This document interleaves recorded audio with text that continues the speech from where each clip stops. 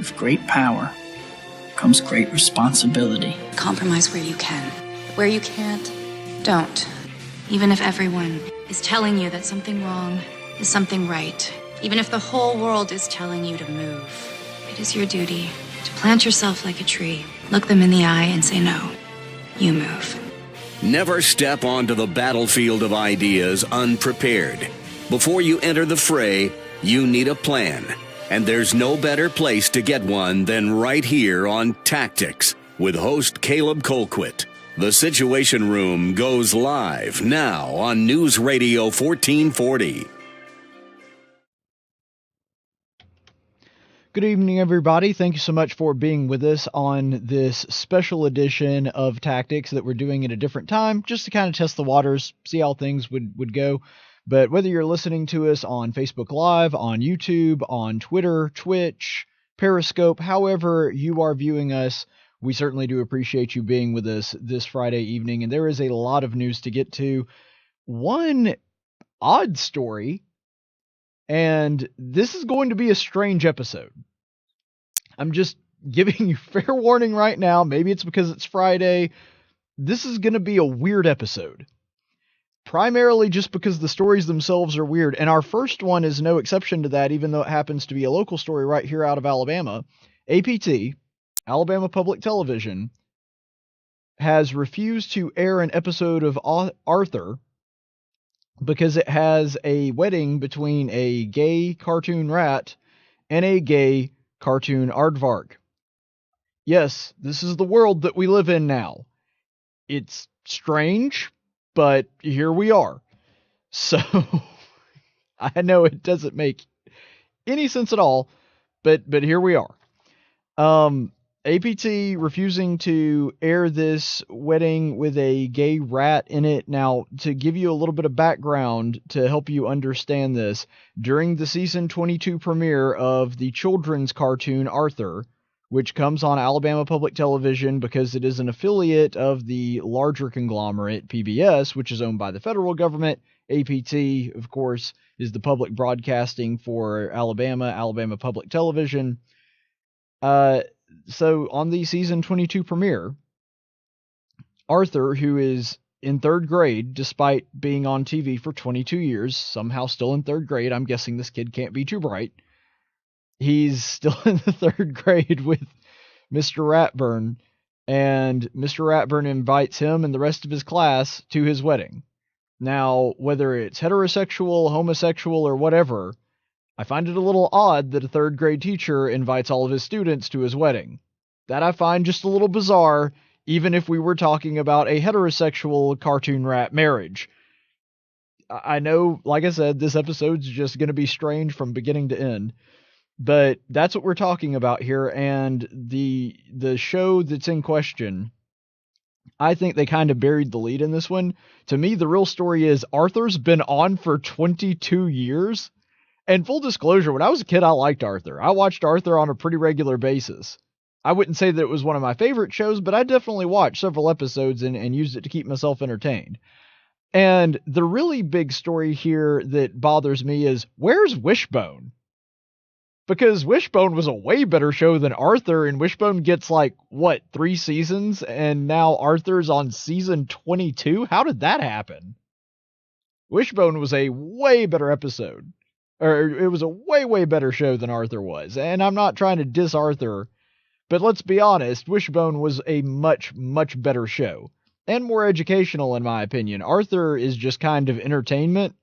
It's not, I don't even really see how it's educational TV in a lot of ways. Wishbone was actually educational. You went through the different stories with the dog dressed up as the characters. I learned a lot about literature from Wishbone. But nonetheless, I know I'm riffing here about shows that I watched when I was 7 or 8, but nonetheless. So this is what's going on, and in this episode, Arthur is invited to the wedding of his teacher, and it's revealed that I guess the tail end of the episode, or not far from the end of it, that, because it seems to be near the end of the episode, and I don't even know if it's a full 30-minute episode, because if you know anything about the format of Arthur, it's kind of broken up into 15-minute chunks.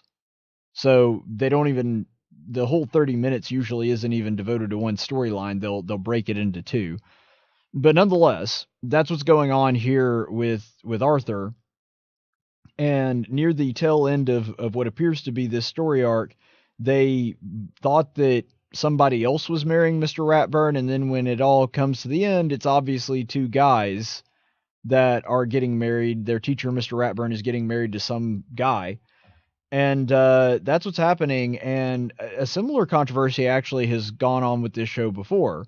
Back in the year 2005, there was an episode of Arthur that featured Buster, Arthur's best friend, going to the house of a friend who happened to be raised by a lesbian couple. So there was a lesbian couple actually featured in an episode of Arthur. They weren't at the wedding, but they were in a house, which there were two lesbians there in the whole thing. So this exact same thing actually happened at APT back then. They refused to air that episode. Instead, they aired a rerun, and the same thing happened with this episode.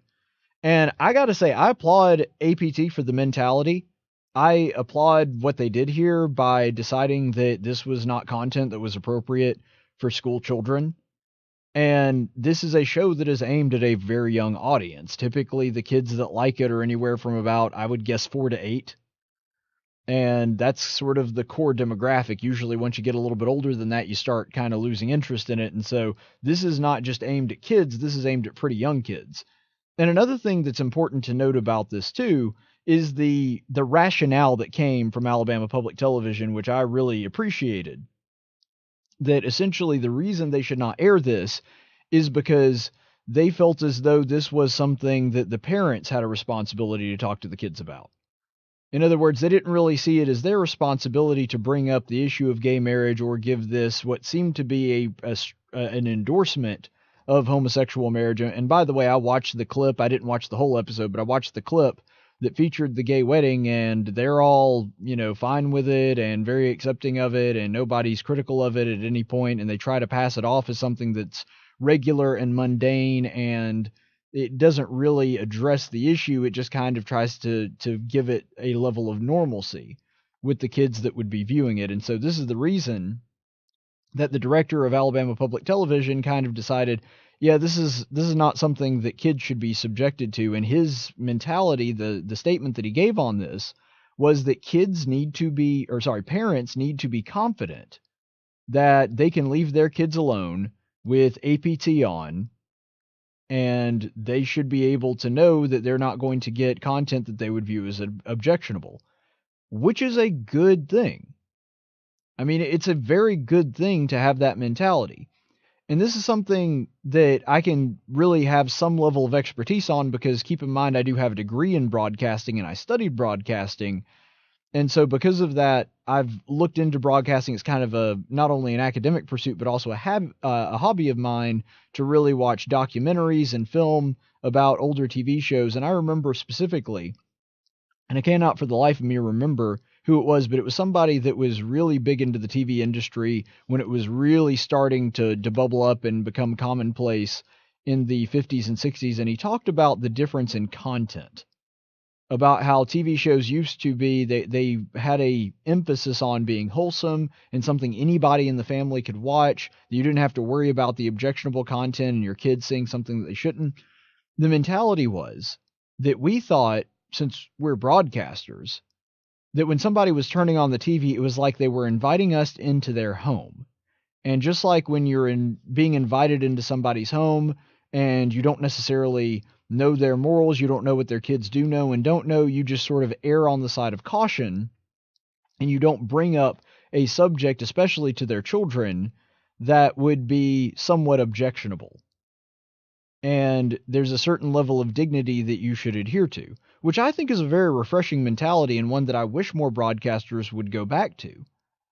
That you think about it from the perspective of, well, we really shouldn't we should sort of err on the side of caution in any content that is objectionable, just like you wouldn't go into somebody's house, for example, and have dinner with their kids sitting around the table and start swearing, or start talking about your physical relationship with somebody, or if you didn't know whether or not they were okay with this, start talking about homosexuality or preaching to their kids about it.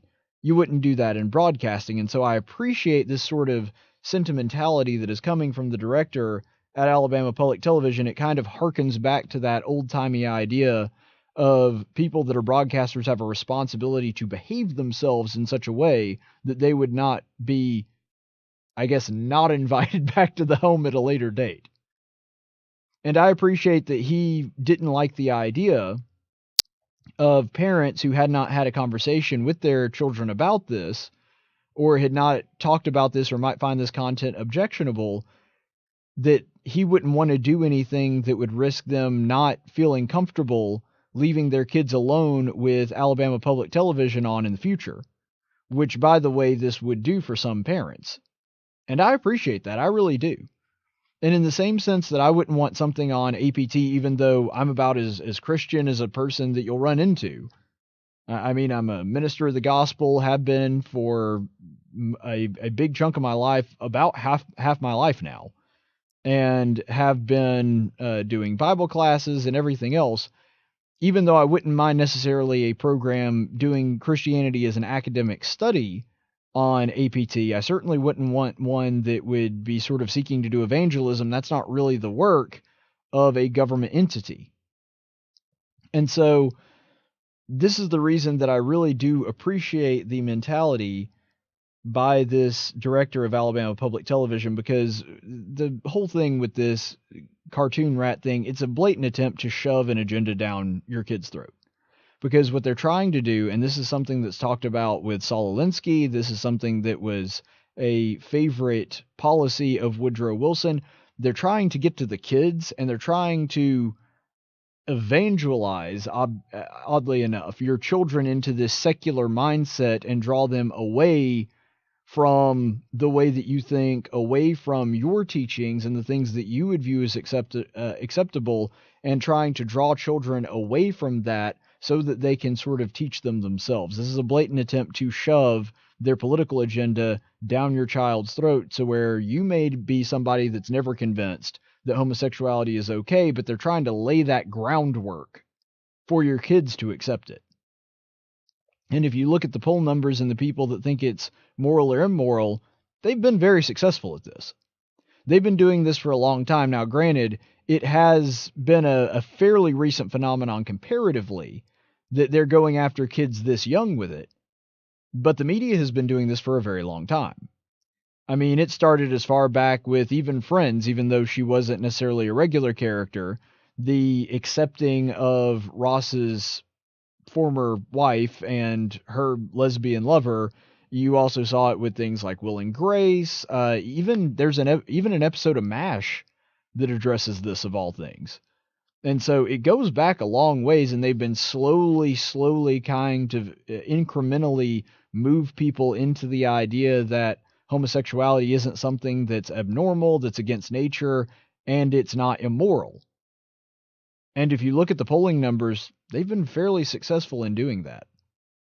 Remember that when it came to President Barack Obama, he was somebody that did not even feel comfortable endorsing homosexual marriage when he was running for office in 2008, because he knew that the majority of Americans didn't approve of it either.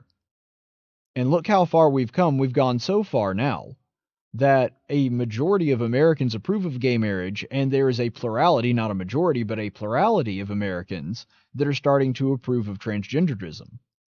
So, I mean, we've already moved the Overton window quite a bit on this, and things like this are the reason. Of course, the left was absolutely outraged and incensed at this. They were really horrified that this was something that was not acceptable. Real quick, because I don't have it on me right this second. Sadly, I did have the graphic, but I was unfortunately unable to pull it up. So, Josh Moon, y'all know him as a journalist. He's right here in the state of Alabama, works for AL Political Reporter. Josh Moon actually tweeted about this, somebody that's pretty far on the left. And he said, yes, we wouldn't want those kids forcing to have incest babies to be able to see a gay cartoon character. How would they ever recover? And then shared the article where it was talking about that episode of Arthur not being aired in the state of Alabama. So, first of all, this is a massive red herring fallacy committed by Josh Moon. He's trying to connect two topics that have nothing to do with one another. Whether or not you think homosexual marriage or homosexuality as a whole is acceptable or not has nothing to do with whether or not you think that abortion should be legal or illegal. I mean, you could not come up with two subjects that are further removed from each other, but this is what he's coming up with. But another thing, too, that you should really be thinking about here, because even though these two things have nothing to do with one another, I'm pretty sure that the age demographic that Arthur caters to would not be of age to conceive in the first place.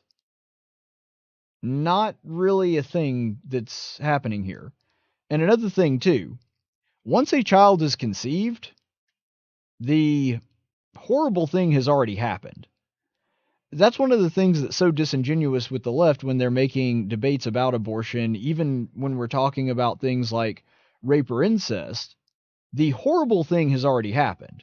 The thing that traumatizes a child would not be not getting an abortion and giving birth. The thing that would traumatize that child would be being raped by their parent. And again, the whole thing about incest, the reason that it's a different qualifier doesn't make any sense, because if you're talking about rape, that's a completely different thing.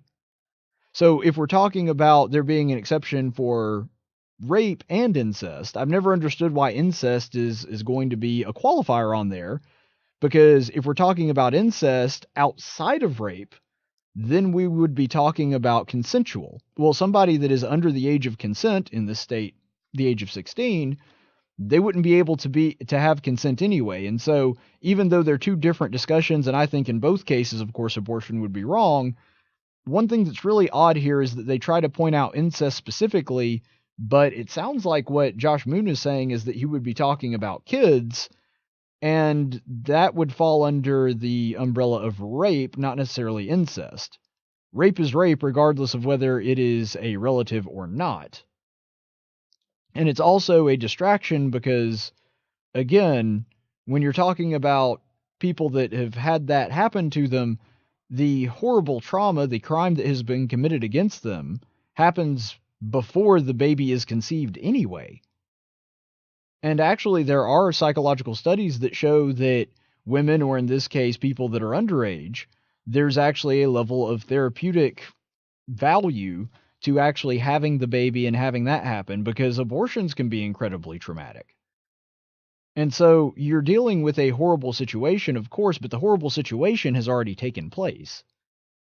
The giving birth or the abortion both could be, I guess, traumatic in a sense, but the point is, either way, you're running that risk, and the trauma has happened before the abortion would even be a consideration. So it's a really weird argument that Josh Moon is trying to have here, and none of it has anything to do with what he's trying to connect it to, which is Arthur. It's a pretty blatant red herring fallacy.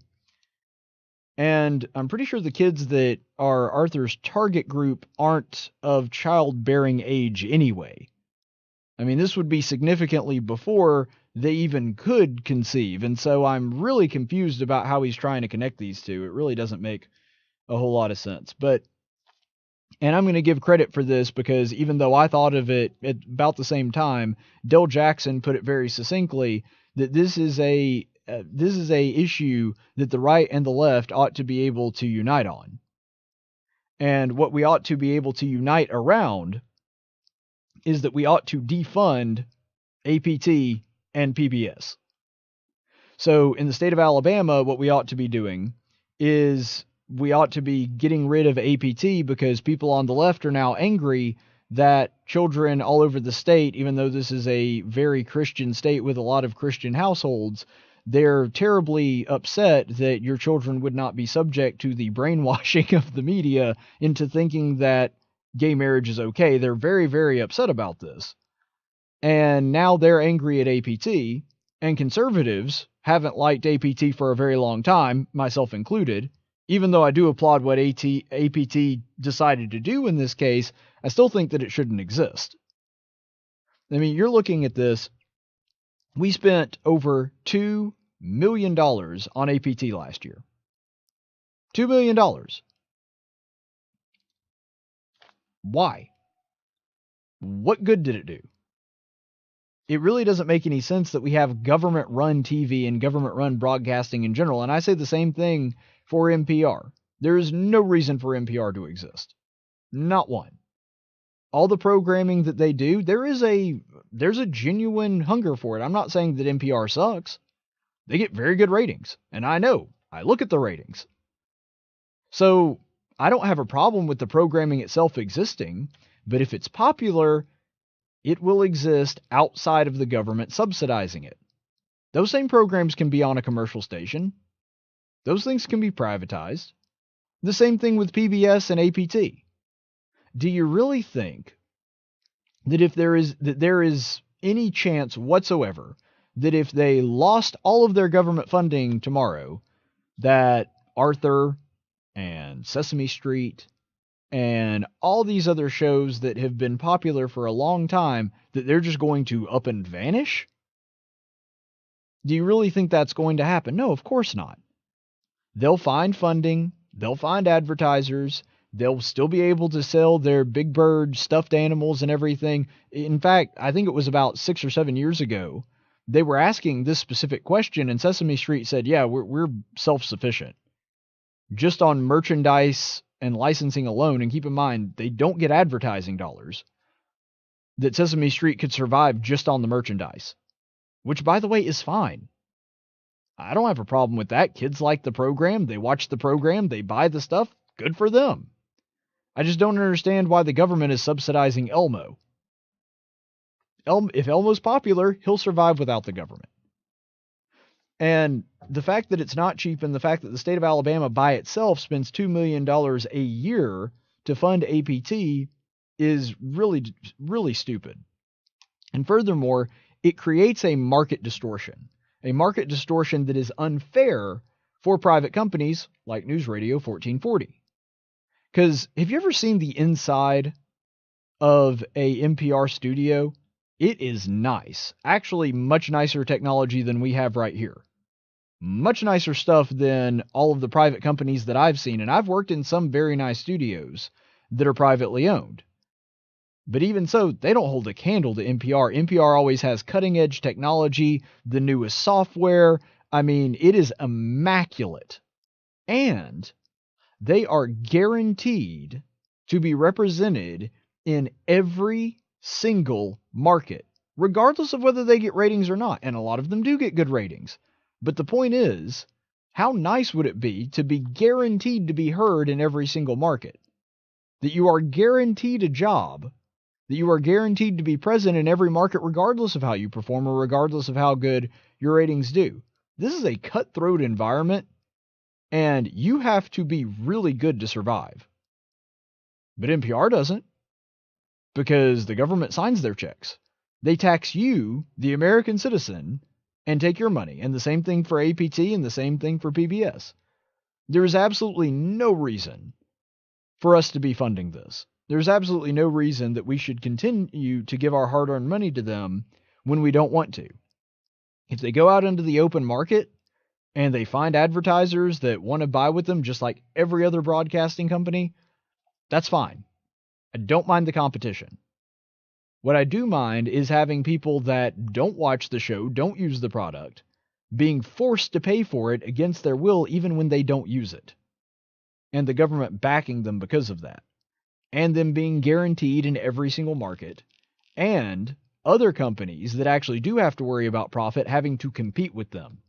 It's completely unfair, it takes money out of the pocket of American citizens, and it hurts business as a whole. PBS should have to compete with other companies just like everybody else. No more getting bankrolled by the American taxpayer. And here's the thing that I do find very funny about this.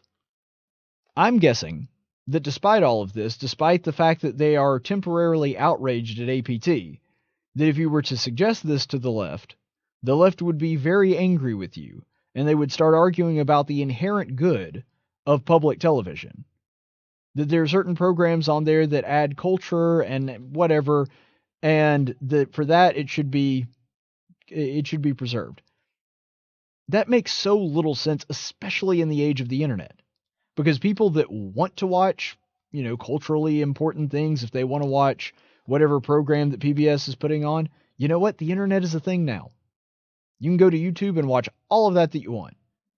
Great theatrical performances, whatever it is. By all means, go to the internet, watch as much as of it as you want. Nova could live on. There's actually a channel now that you pay a subscription. I forget the name of it, but it is essentially a high-level discovery channel. It's a channel that you pay for on the internet, and it has all kinds of educational, scientific programming, and you can stream it anytime. You can break it up based on subject. By all means, do that. PBS can turn into that. And then their subscribers, the ones that want to watch the programming, can be the ones paying for it.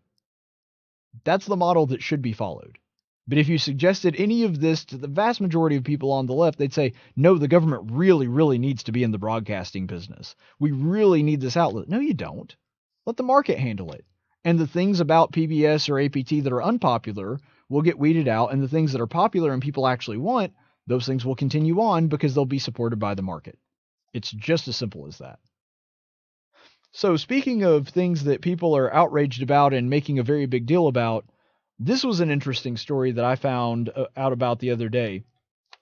Dr. Ben Carson, you may recall, he was running for the office of president. He is now the secretary over the Department of Housing and Urban Development, or HUD.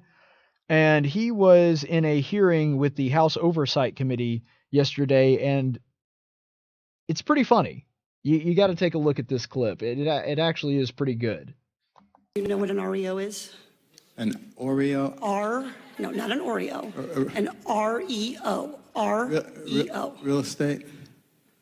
What's the O stand for? E organization? Owned. Real estate owned. That's what happens when a property goes to foreclosure. We call it an REO. Okay, so that's the clip, and that's Representative Porter talking to him, which, by the way, Representative Porter actually was involved in real estate. I'm not exactly sure how, but she did mention that she was involved in real estate, and that was her day job before she wound up getting elected. So she does know what she's talking about on this stuff. And it's pretty funny that Dr. Carson heard Oreo, and he thought she was saying Oreo. I mean, they do sound similar. And see, if I heard Oreo, I would think you mean as in Speedwagon? You know, keep the fire burning? But no, she was talking about an REO, which is an acronym for real estate owned. But the media immediately went to mocking him and saying how incompetent he is and how he doesn't know what he's talking about. And all of this, which should be no surprise to anybody at this point. I mean, this is really what should be expected, unfortunately. But that's what happened, is the media lost their minds and started talking about how incompetent Dr. Ben Carson is. I would caution people that are questioning Dr. Carson's credentials here and his intelligence, because I saw a lot of that too. And maybe it's because people forgot who he was, or they didn't really understand the full context here. But yeah, the clip about him thinking that she was talking about Oreos, that's funny. It's okay to laugh at that. It's okay to laugh at that if you're liberal or conservative. It's a funny moment, and there's nothing wrong with that. But remember that this guy isn't just a brain surgeon. He is one of the most celebrated brain surgeons, not just of this time. He is one of the most celebrated brain surgeons in the history of medicine. And when you're talking about doctors, we all understand that by and large, when you're talking intellectually, that doctors are elite. They have to go through training for a very long time. Becoming a medical doctor is a very, very arduous process. It's very difficult to achieve that level of expertise. There are a lot of people that don't. And then once you get to that extremely elite status, considered even more elite than most doctors are brain surgeons, because neurology is a very complicated science, and it takes a very special person to be able to specialize in that particular field. So even amongst the elite class of doctors, brain surgeons are considered the upper echelon of that. And then amongst brain surgeons, there are very few that are as talented and as celebrated as Dr. Ben Carson, the first man that was actually able to separate conjoined twins that were conjoined at the head. I mean, this guy is a genius He's elite of the elite of the elite. There's only a handful of people in medical history on his caliber. And so I'm not saying that that means that he can never be wrong about anything or that we can never chuckle about the clip, because I think the clip's funny too. I'm just saying that we should kind of be cautious about belittling him or suggesting that his intelligence is not what it should be. And it was really funny in the media watching Inferior Minds, which, by the way, compared to Dr. Ben Carson, I consider myself a part of that group.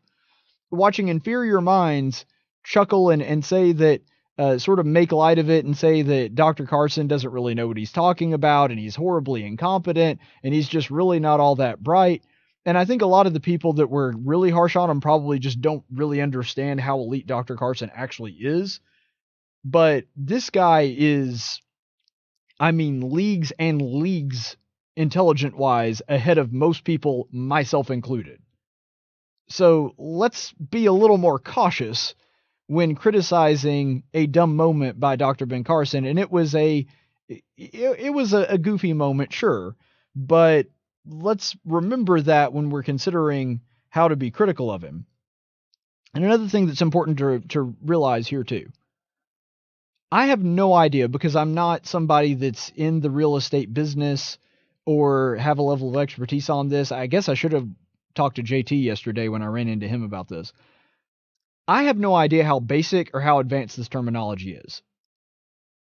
For example, to put it into something that I know and something that I think most people now can relate to because comic books have kind of become mainstream.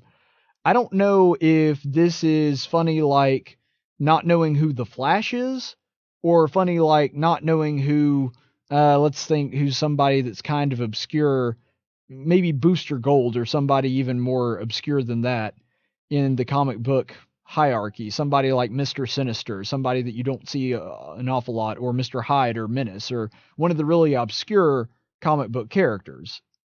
You know, Cloak and Dagger is mainstream now, but like Hawk and Dove or something like that. Some of the really out there characters that you really kind of have to be a pretty knowledgeable comic book fan to understand. And so I don't know, Ario may be super basic. It may be like, he says he's a comic book fan and he doesn't know who the Flash is. Or it may be something really obscure that it's not that surprising that even somebody with a working knowledge of the subject matter wouldn't necessarily know.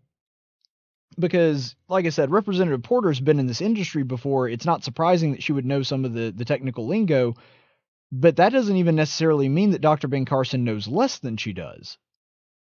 For example, just to give you an idea here, y'all know that I have a degree in agriculture. It's part of my lineage. I've been around it my entire life. My dad was an ag teacher. I wound up getting my degree from one of the great ag schools in the country at Auburn University. And I have a pretty good knowledge, pretty high above what the average person does in agriculture. I don't touch somebody like Sonny Perdue. Secretary of Agriculture for the Trump administration, Sonny Perdue. He's forgotten more about agriculture than I'll ever know, probably. Even though I have a degree in it. But here's the thing. Even somebody like me that doesn't have the level of knowledge that he does, I have enough knowledge to come up with some kind of weird, obscure acronym that he may not know. Now, I don't know if Sonny Perdue's specialty was in crop science or in forestry or in livestock. He has probably a decent working knowledge about all three.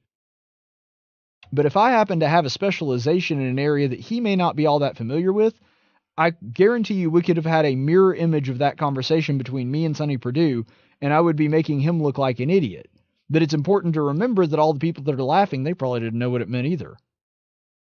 And a lot of the people that are laughing at Ben Carson, they didn't know what an REO was.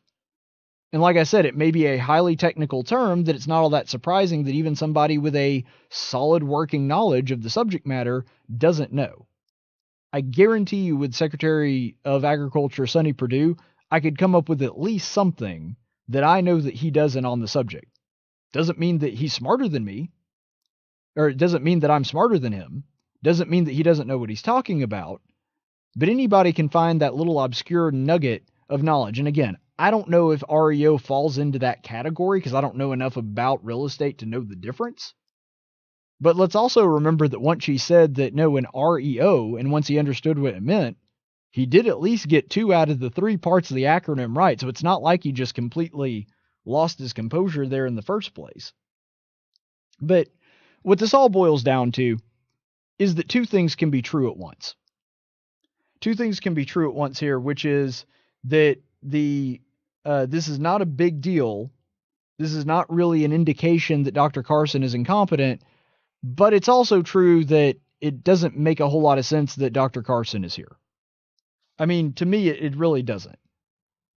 Dr. Carson is one of the most brilliant brain surgeons, like I said, in medical history, and he's running the Department of Housing and Urban Development. I don't think he's doing necessarily a bad job based on what I know about it, but I also don't understand why he's there when he could be somewhere that makes a whole lot more sense, like at the Surgeon General. But it is clear that regardless of that, I think both of those things are true. That the media is specifically ripping on him just because he works for Trump, and that was made abundantly clear, actually, by this video a little bit later in that same House Oversight Committee by Representative Ayanna Pressley.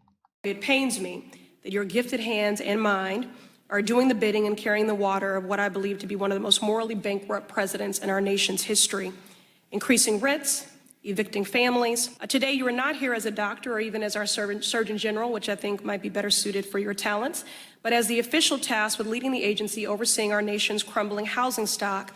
And for that, I do believe you are unqualified. So that's Representative Pressley there saying that she believes that he's unqualified to be the director of HUD. I don't know that that's necessarily true. I do think that it doesn't make a whole lot of sense that he's there as opposed to being the Surgeon General or doing something else. It seems odd that that would be the department that Trump decided to put him in. So I think underlying what she's saying, she's making a good point. But did you notice something about that clip? That her criticism didn't actually derive from what had been said there that day. Her criticism was actually derived by saying, from the point of, I think your talents are being wasted because you're working for the Trump administration.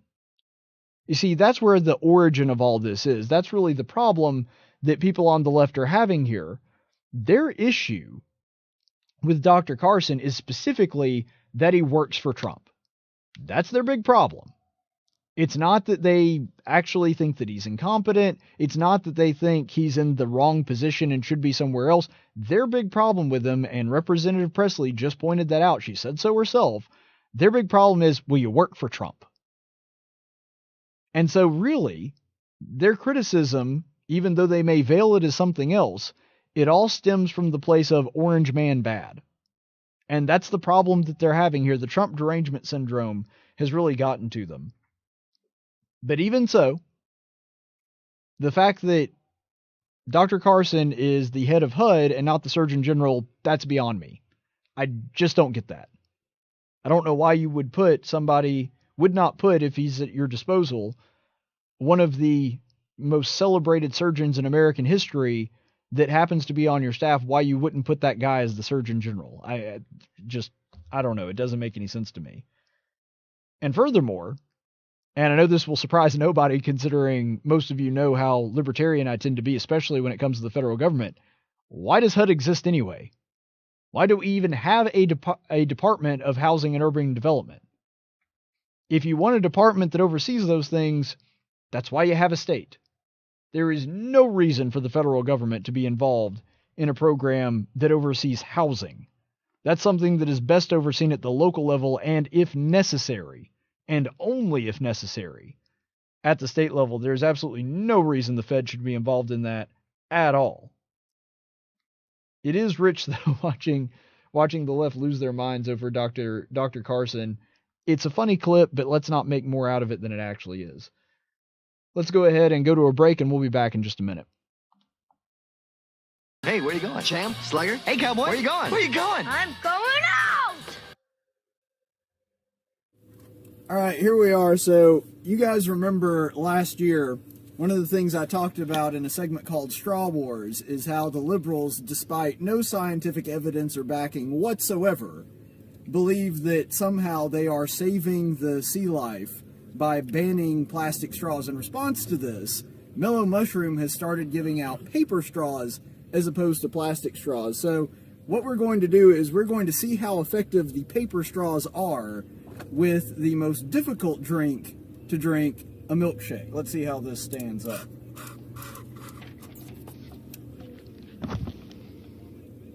Tactics Radio.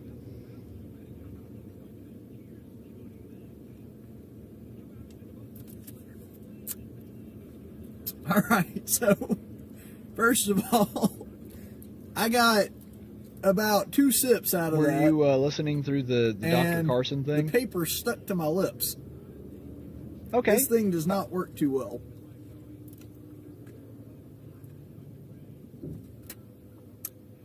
Boy, it'd take you 2 hours to drink this with this.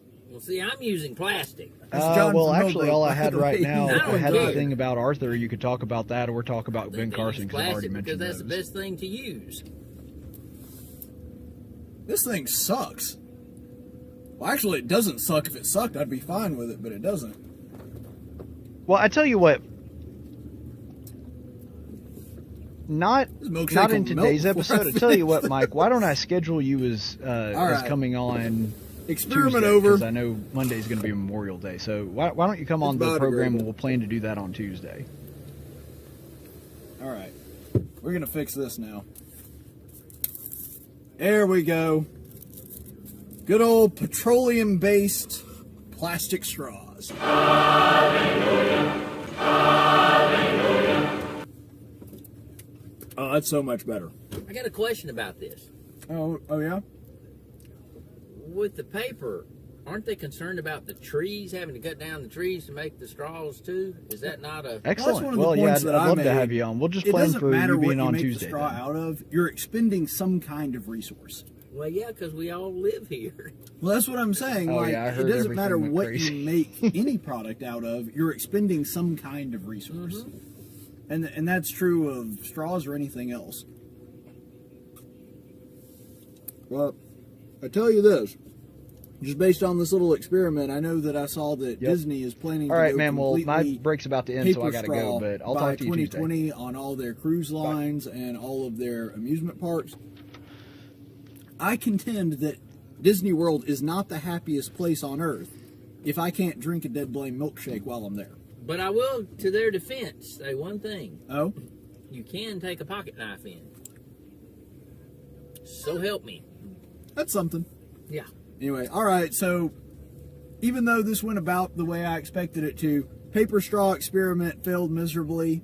I imagine if I had left it in there much longer, it would have dissolved. I had a buddy the other day that went to a place that used paper straws. He said he had to order 6 different straws throughout the course of his meal because they kept dissolving on him. Which I'm sitting there thinking, you can't tell me that using 1 plastic straw is worse for the environment than 6 paper straws. I mean, that's just common sense. Anyway, all right, thanks, guys. I'm going to enjoy the rest of my milkshake.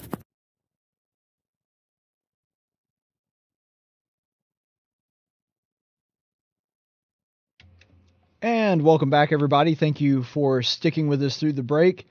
And I noticed that even though I thoroughly enjoyed it, that my daily doses of stupid were becoming too Alexandria Ocasio-Cortez centric. And that was because the point of the daily dose of stupid was always to try to get the stupidest story of the day. And usually that was Alexandria Ocasio-Cortez. So now we're going to do something a little different with the daily dose of stupid. That was stupid. I know it was stupid. Really stupid. Hey, I just said it was stupid. So today's daily dose of stupid is going to be a week in review of Alexandria Ocasio-Cortez, because she says so many stupid things that she can fill up an entire week of daily dose of stupid just by herself. So what we're going to do is we're going to compress that, because we've been doing different daily doses of stupid all week. We're going to compress that into one giant AOC daily dose of stupid extravaganza. So the first thing that I wanted to bring up that I thought was quite humorous is she suggested that conservatives, earlier this week when she was talking, she suggested that conservatives were trying very hard to shut her up. which is hilarious on a number of levels. First of all, I think it kind of plays into this fantasy. She believes herself to be a very dynamic person that scares Republicans, and because Republicans talk a lot about her, that she is somebody that's kind of a thorn in their side, and because she's constantly saying things that are witty and intelligent and true, she genuinely believes that Republicans are scared of her. Now, to put that in proper context, you need to remember that UAOC, though it was an accomplishment, and I'm not trying to diminish anything from it, you unseated a very unpopular, somewhat moderate Democrat in one of the bluest regions, one of the bluest voting districts in the country. I mean, it's not like you took down one of the biggest heavy hitters in there. For example, it's not like you brought down Ted Cruz. If Bob O'Rourke had brought down Ted Cruz, that would be a heck of an accomplishment. A very prominent, important Republican in a red state. You did not. You removed a Democrat, most of whom no one had ever heard of, not somebody that was super popular or somebody that was a big deal. You wound up beating him in a primary and going on and winning in one of the bluest districts in the country. And after you won the primary, which admittedly was a feat, there was virtually no chance whatsoever that you were going to lose the next election, and so really you've had one election that you won. It's a win, but it's not super impressive. And you've never been somebody that's in any point been a threat to an actual Republican in a competitive district. So the idea that you terrify Republicans, not really something that you should be convincing yourself of until you've actually gone up against one in a real battleground. But that's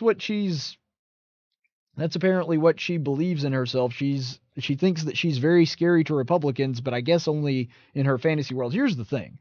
There are people that actually do want to shut Alexandria Ocasio-Cortez up. There are people that want to silence AOC. And those people are Nancy Pelosi and Chuck Schumer and virtually everybody that's a member of the old guard on the left. There has been a tiff between her and Joe Biden because Joe Biden kind of helps represent that old guard Democrat establishment. And they hate AOC. And AOC hates them.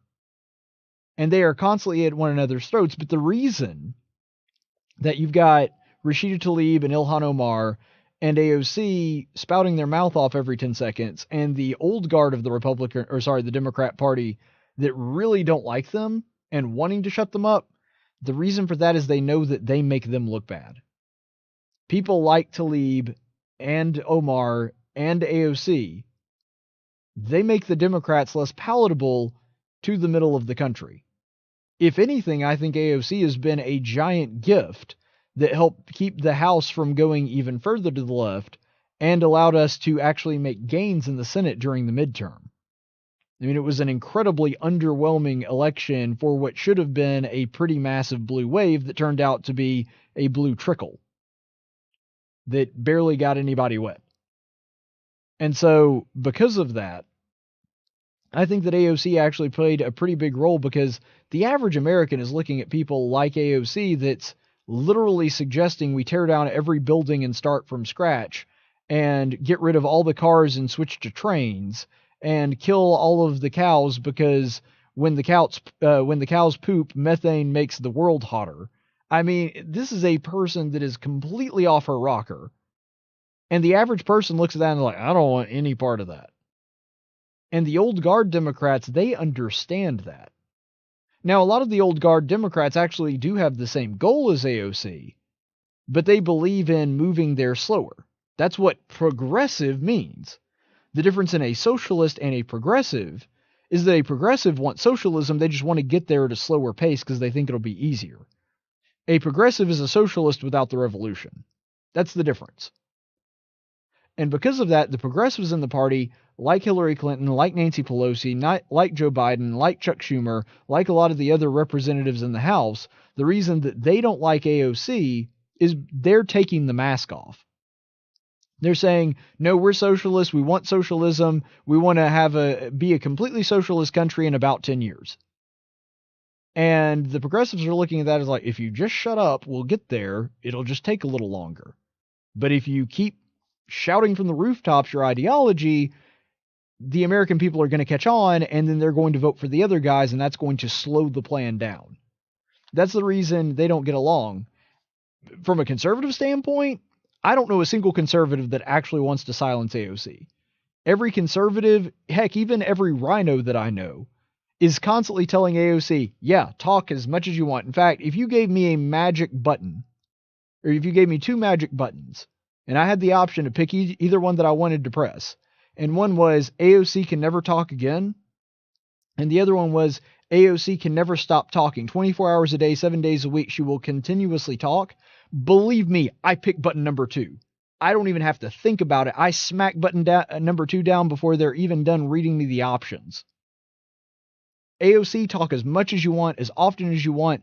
I am so glad that you're so social media savvy and virtually every second of your life is videotaped, because that is a huge, huge win for conservatives, that you're as out there as you are, that you're available to the press, and that you're talking and getting as much attention as you are.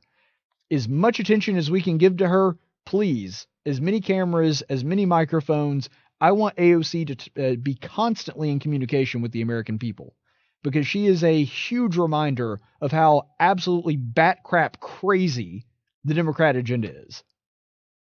And this is not the only dumb thing that she said this week. Let's look at one of her tweets. So this is from earlier this week. AOC saying, "Remember, Clinton was also impeached. That failed in the Senate too. Our institutions didn't suffer then, but they have been damaged greatly today with willingness to impeach. Whether it's dim fear or GOP recklessness, doesn't matter. Failure to impeach now is a neglect of due process." Somebody has got to get this girl a legal dictionary. I mean, someone has got to get her a legal dictionary. That's not due process.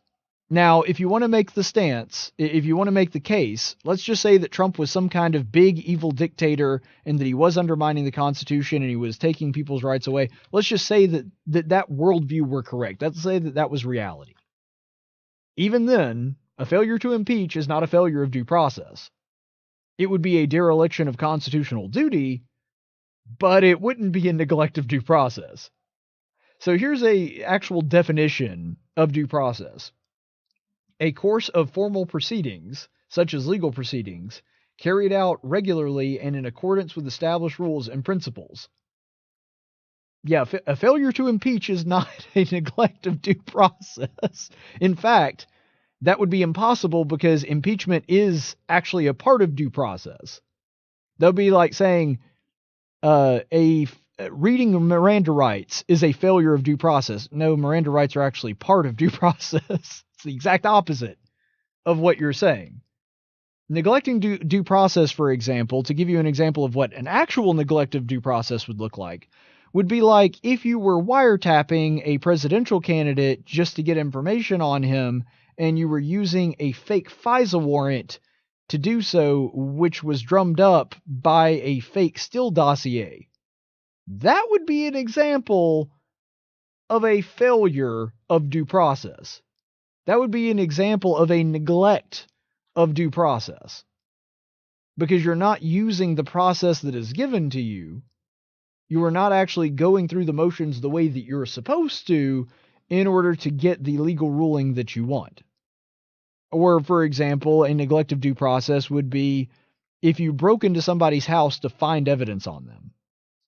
Well, you didn't have a warrant. You have to have a warrant to go into somebody's house to start looking for evidence, and you have to know exactly what you're looking for, and there needs to be a name and a date and all these other things to qualify for a warrant. And so that's due process.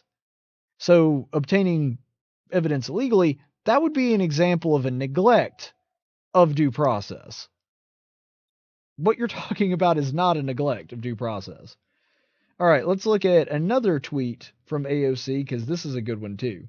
And I especially like this one because, it has a Bible angle to it. Usury, aka high interest, happens to be explicitly denounced in the Bible and in many other religions.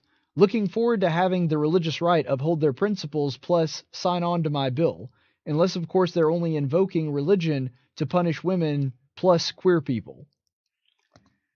Yeah.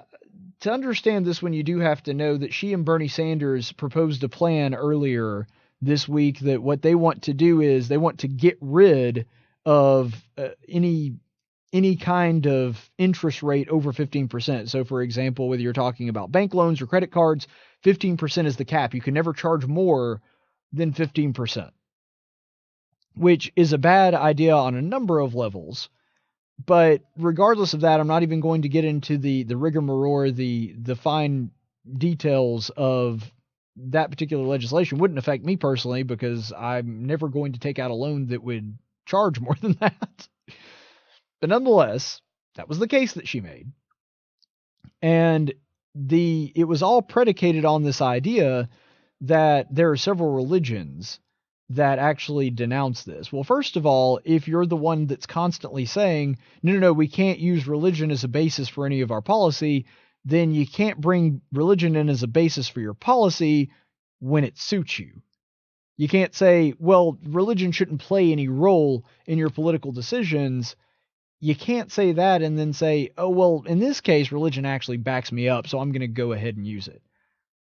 Second of all, let's actually look at the passage that she's talking about in the Bible. So let's go ahead and just read that. There we go. So this comes from Deuteronomy chapter 23, verses 19 through 20, which reads, "You shall not charge interest to your countrymen.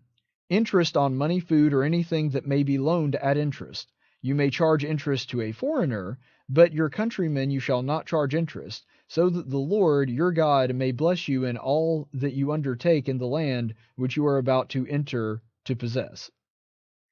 Yeah, so once you actually look at what was being said about this commandment in the book of Deuteronomy, part of the law of Moses, you understand that this was specifically a command that was given to Israel, and it only applied to other Jews.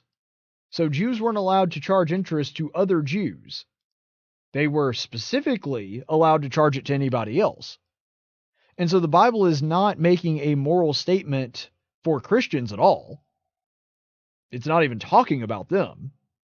And specifically what it's doing here is it is not saying that it is immoral to charge interest. It's saying that this was a policy that was to be used within the realm of Judea, within the kingdom of Israel, and specifically only to other Jews residing in that kingdom. If there was somebody that was a non-Jew, a foreigner that was sojourning with them, they were allowed to charge interest. And so the Bible is not saying that interest in and of itself is evil, and it's not even specifically pointing out usury. It's saying that interest should not be charged to your fellow countrymen. And again, let's also bring this up. If AOC is trying to use this as a basis for her policy, 15% interest, still interest. So even if it didn't specifically pertain to the Jews, and even if it did make a statement, a moral statement about interest and said that all interest is bad, which again it does not, even then, your law still allows for 15% interest. So it fails basically every test that you could put it to. That there's absolutely no way that you could look at this biblical commandment specifically given to the Jews and in any way extrapolate a 15% cap on interest rates. It just does not make any sense. But AOC, I guess that facts and reason don't really matter when you're AOC. But one other point that I wanted to bring up too. Nobody is trying to turn America into a theocracy. Because Christianity itself isn't a theocracy to begin with. It never calls for a theocracy. Christianity in and of itself doesn't even call for the making of a nation state based on the laws of Christianity. Now the Jews did. They were a nation state that was run by the law of Moses. That was supposed to be the way that the kingdom of Israel worked. Islam does the same thing. It seeks to establish a caliphate. Christianity doesn't. It specifically states in there that the kingdom of Christ is a kingdom not of this world. It is a spiritual kingdom based on the unity of individuals. Not a nation, not a world power. That's not something that Christianity is interested in. And so I don't know of a single person. I don't understand these people that are saying, she's saying, well, they're only using it to go against women and homosexuals. You're not using religion for that. I don't know of anybody that's using religion for that. There are people that say it's morally wrong because of their religion. But there are not Christians that are saying, well, this thing ought to be made illegal or this thing ought to be made legal because this is what the Bible says. I really don't know any Christians that are even making that case at this point. But nonetheless, that's what she's going on. Now, this may be my favorite thing. She goes and does this video about a community garden and makes some interesting observations about the kinds of vegetables that were being grown there. Take a look. So that's really how you do it right. That is such a core component of the Green New Deal, is having all of these projects make sense in a cultural context. And it's an area that we get the most pushback on, because people say, like, why do you need to do that? That's too hard. But when you really think about it, when someone says that it's too hard to do a green space that grows yucca instead of, I don't know, cauliflower or something, what you're doing is that you're taking a colonial approach to environmentalism. And that is why a lot of communities of color get resistant to certain environmentalist movements, because they come with a colonial lens on them. So that's AOC.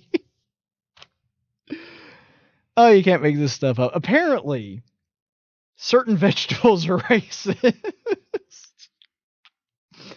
So, I read the Green New Deal from beginning to end. It's only 5 pages long. And I guess somehow I missed this. I don't remember community gardens even being a part of it. Maybe it was. But I certainly don't remember her talking about certain vegetables being colonial and racist. Apparently, yucca, whatever the heck that is, and keep in mind I do have a degree in agriculture. Yucca, whatever that is, that's okay. That's the woke vegetable. And cauliflower is colonial and racist. I'm trying to figure out why she thought cauliflower was going to be the racist vegetable. Maybe it's because it's the only vegetable that I can think of that's white, and since white is evil, according to AOC, that cauliflower is the colonial vegetable. Oh, where does she get this stuff? See, this is the reason that nobody wants to shut AOC up. Because it is the most entertaining thing that has happened in politics in years. I think she may be the only politician on earth that's more entertaining than Donald Trump, and she really is. But yeah, I guess because cauliflower is the white fruit, or the white vegetable, that's the one that's wrong and colonialist. And that's the reason that people of color are rejecting environmentalism. You're really blaming the fact that your policies suck and that there are people, even in minorities, that don't like your plan. You're saying the reason they can't accept it is because cauliflower is a racist vegetable. Her mind is such a bag of cats. You have no idea where it's going. And here's the thing. The fact that most people would grow something like cauliflower or something that's more familiar to their home isn't because of cultural oppression. It's because of climate and because of the environment surrounding them. The reason that we don't grow, for example, pineapples here in Alabama is not because we hate Hawaiian people or we hate people living in the Pacific. The reason we don't grow them here is because they won't grow here. It's not that people don't like pineapples. We eat a lot of pineapples in Alabama. We don't grow them because they will not grow. We don't grow them because it's impossible. And that's a little bit of an extreme example because a pineapple actually just straight up won't grow here in Alabama because it's not a tropical environment. But when it comes to the reason that people don't grow certain things in their garden, a lot of times it has a lot more to do with what will grow there rather than thinking, I wonder how racist this vegetable is. Again, you can't make this crap up. This is just how bat crap insane she is. Which, ironically, the bat crap actually helps the plants grow. But nonetheless, when we're we're looking at this, it has nothing to do with whether or not you're colonial or whatever. The reason that people tend to grow crops that are familiar to their culture is because that's what grows there.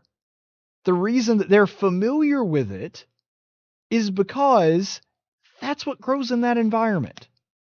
The reason that Alabama grows a lot of cotton is because we got ground that's good for growing cotton.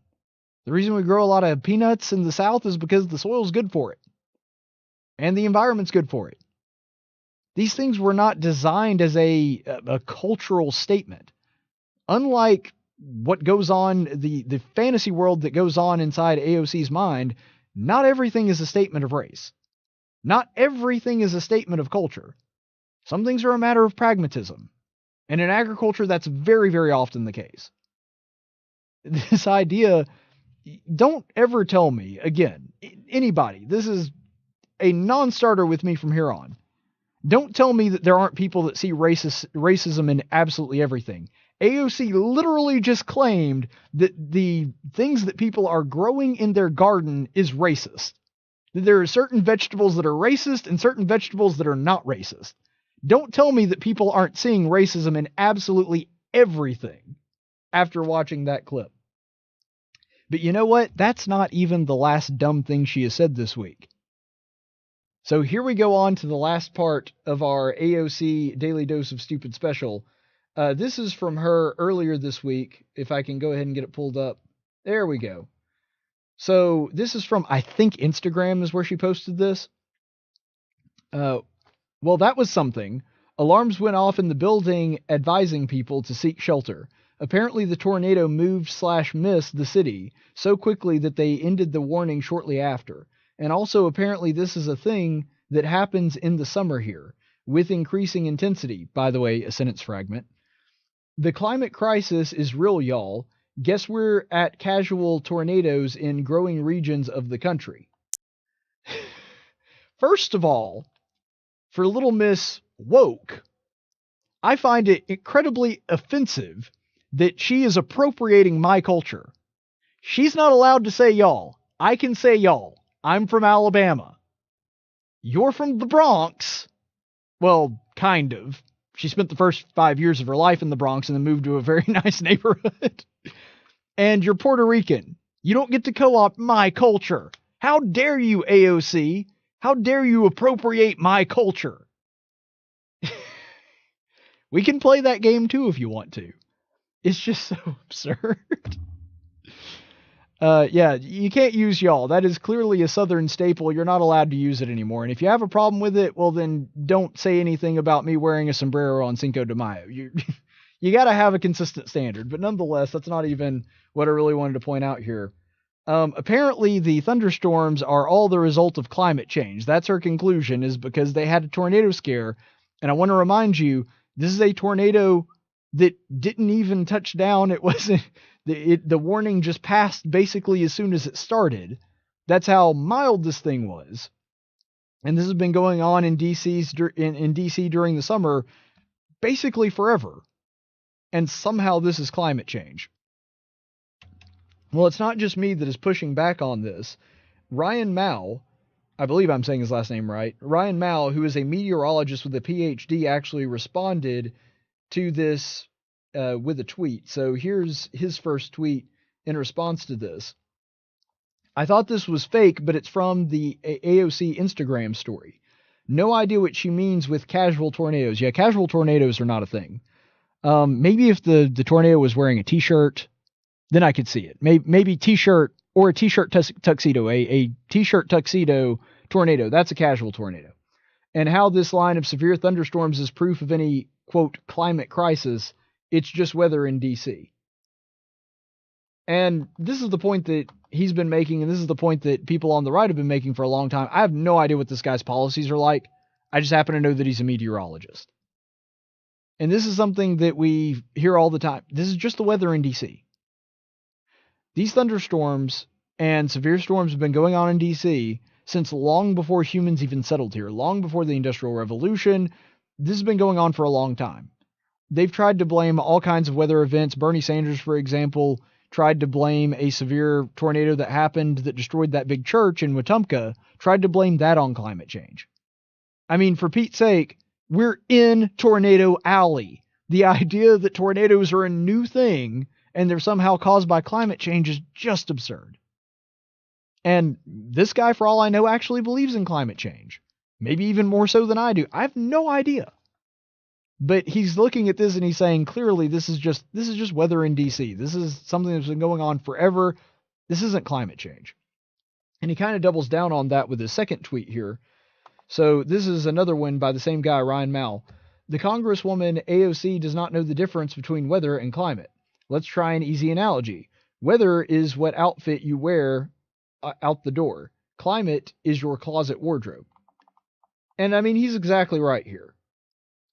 If you happen to be wearing a t-shirt on any given day, that does not mean that you have only t-shirts in your closet, nor is it indicative you may only have one t-shirt.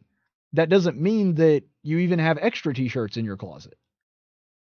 And so your wardrobe could have changed significantly or not at all. Whatever you're wearing that day is not an indicator of that necessarily.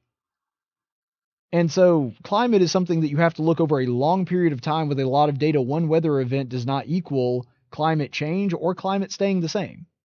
And this is one thing that you always heard whenever we would kind of joke about, for example, that time that was Al Gore's flight that got snowed in when he was going to talk about global warming. And that was pretty funny. Or the time that there was a bad ship getting stalled out. I don't know exactly what the technical nautical term for that is, but they got caught up on the ice. They got trapped in the ice when they were going down to Antarctica to study climate change. I mean, yeah, that's pretty funny. It's ironic.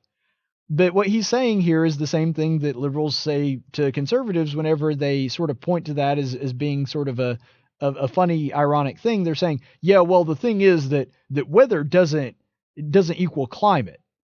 But see, that's what's so funny about it. They'll say that every time that the weather doesn't back up their philosophy of climate change. But whenever there is a weather event that they feel as though they can tie back to climate change, they always try to. A perfect example was Katrina.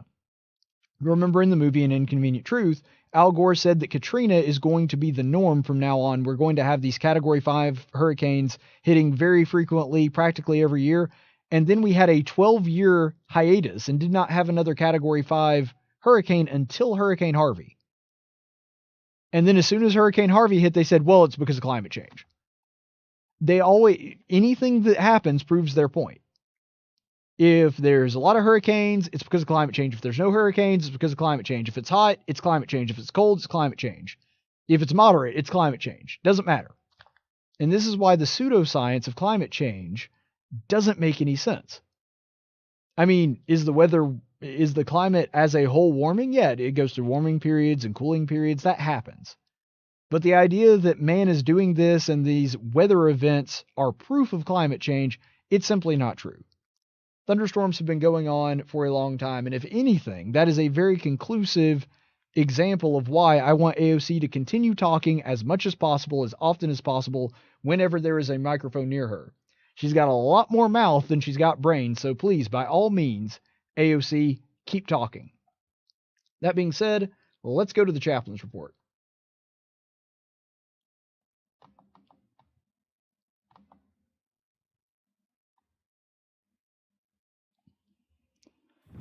In 1775, the Continental Congress created the Chaplain Corps. Under the command of General George Washington, each soldier was required to attend worship service every Sunday. While other armies advanced on their feet, Washington's troops advanced on their knees. It's time for the Chaplain's Report with Caleb Colquitt on tactics. Today's Chaplain's Report, we are going to continue our series in the book of Daniel. And just so you remember where we left off, Daniel has been seeing these visions.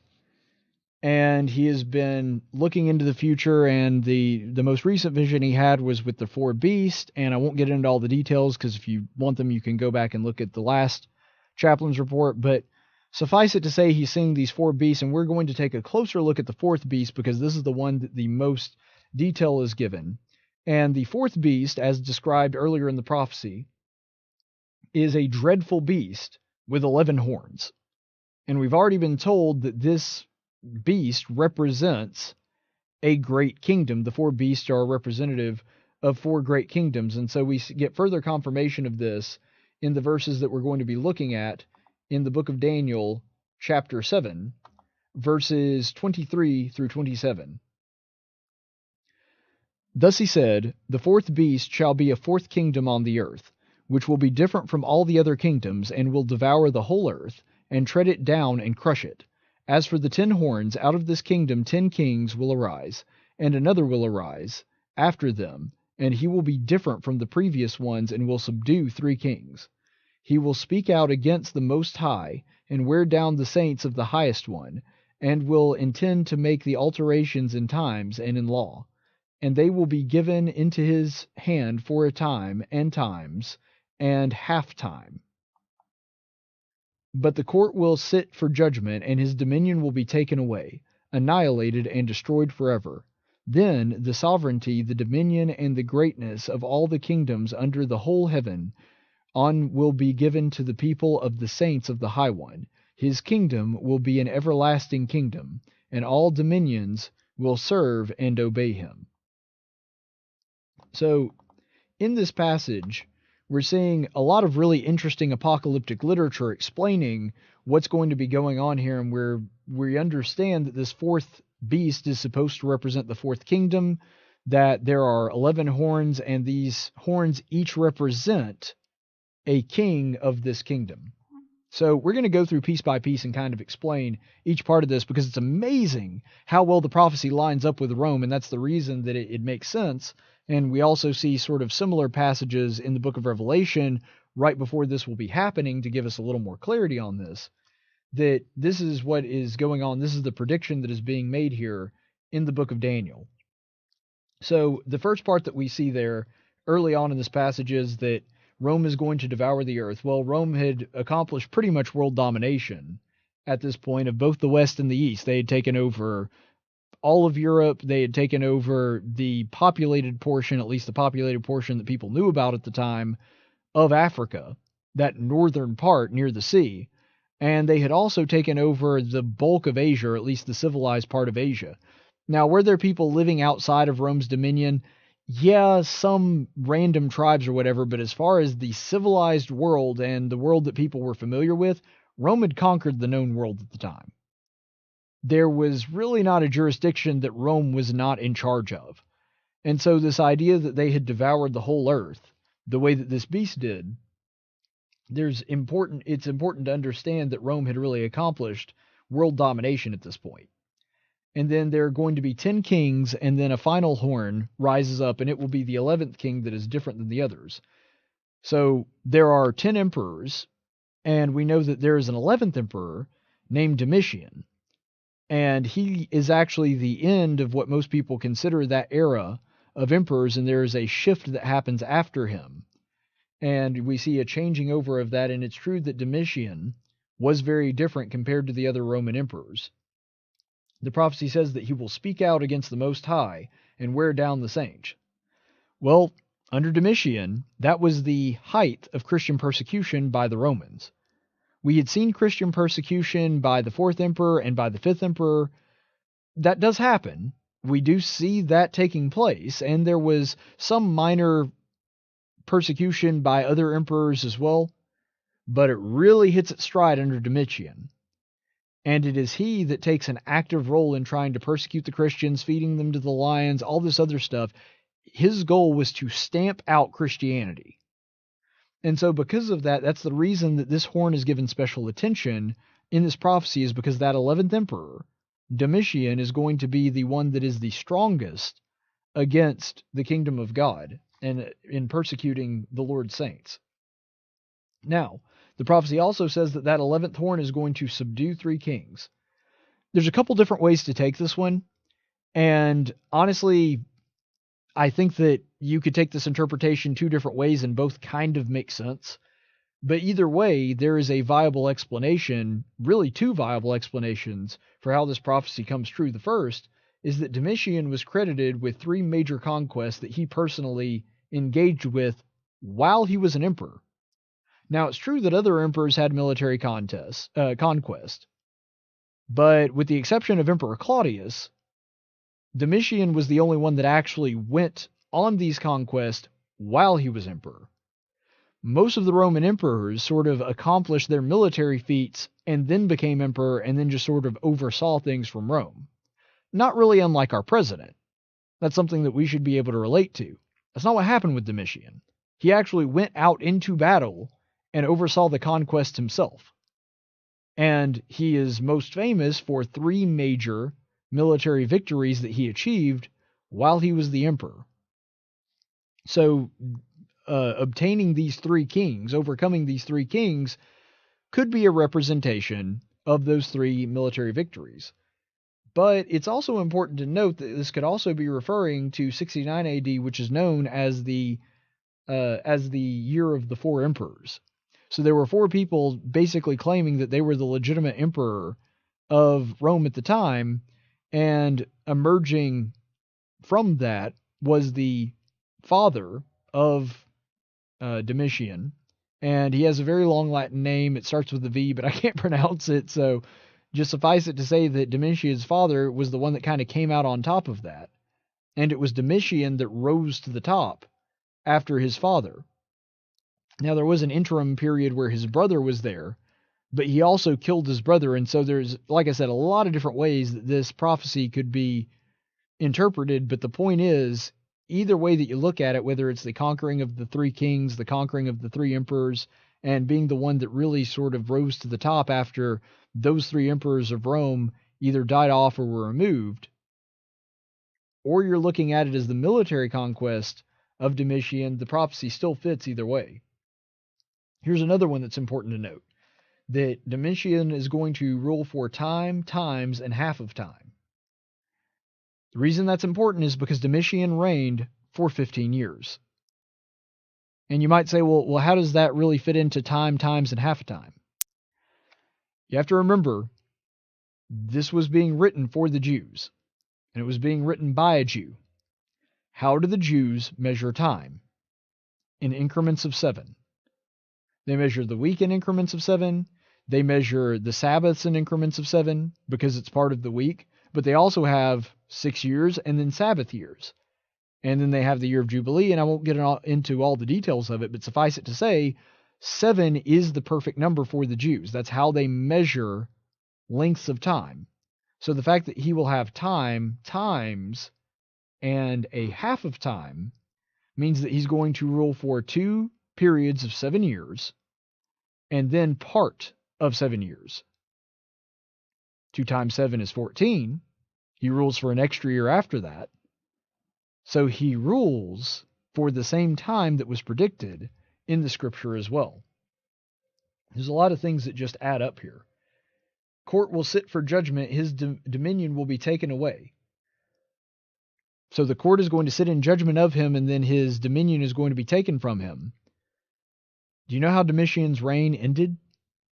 He was assassinated by the Senate, the court of Rome. And so, again, everything in this prophecy winds up playing out if you line it up with the 11th emperor of Rome. And then, annihilated and destroyed forever. His legacy, because of his tyrannical nature and because the Senate hated him so much that they assassinated him, they intentionally sort of wrote all the good things out of his history. We have evidence of this. And so history remembers him as a tyrant, largely because of the history, the historians at the time, and because of the Senate and senators that were involved in his assassination. Not that he wasn't really a tyrant. I'm not saying that's an inaccurate portrayal of the history that we know, but I'm saying they intentionally did the best that they could to make sure that his legacy was buried. That even though history remembered him, they remembered him as a bad guy. And so his legacy, mostly by his own actions, were annihilated forever. And his lineage was cut off at that point as well. So his heirs did not become the new Caesar. And finally, this is also about the time that Rome started to break up. That not only did his legacy as emperor go down in flames, but this is also about the time that people agree that the empire started breaking apart from itself. So his legacy of ruling essentially the entire known world at the time, that starts really kind of dissipating after he is assassinated by the Senate. And so the Roman Empire begins to break up at this point. But then there's another part of this. Greatness of all kingdoms under the whole heaven will be given to the people of the saints of God's kingdom, last forever. So the main thing and the main takeaway from this whole story is that God's kingdom still stands. And we see that that prophecy came true too. The church continues to exist thousands and thousands of years after the 11th emperor has been destroyed. Because this all would have taken place before 100 AD. And here we are in the year 2000. So we're almost 2,000 years separated from this. God's kingdom is still standing. The Roman Empire, that's just in the history books. And that should be a humbling thought too. That no matter what happens to the affairs of men, look, as much as I love my country, I'm as big a patriot as you'll meet. I mean, maybe with the exception of somebody that actually served in the military. But, I mean, you look at this, and you look at the world. Much as I love my country, it's going to be destroyed one day. Maybe destroyed in the day of judgment, maybe destroyed before that. I don't know. And honestly, I'm worried about that. But the point is, no matter what happens, even if America ceases to exist tomorrow, even if every country that we know of ceases to exist tomorrow, God's kingdom is still going to be here. It is still going to exist. It is still going to last forever. And that's why we can take comfort in our citizenship being first and foremost to the kingdom of heaven. Any other citizenships that we hold, whether it's to our country or to our state or to our city, those are all secondary to our primary citizenship, which is in heaven. The kings and kingdoms, the affairs of men, those are things that God is aware of. He plays a role in them. But ultimately, they come and go. They are temporary establishments that God has allowed people to make.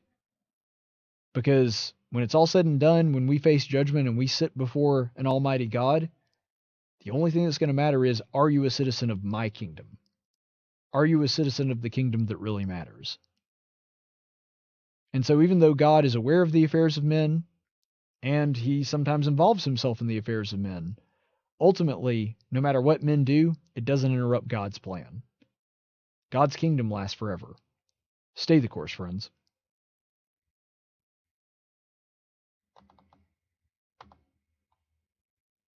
Tactics is a production of News Radio 1440 and Cumulus Media Montgomery. Any opinions expressed on this program are those of the host and do not necessarily reflect the opinions of Cumulus Media. The theme song for Tactics is 6 Foot Town by Big and Rich. Graphics by Jessica Dawson. Broadcast studios provided by Cumulus Media Montgomery. Location studios provided by the Dalraida Church of Christ. Copyright 2019.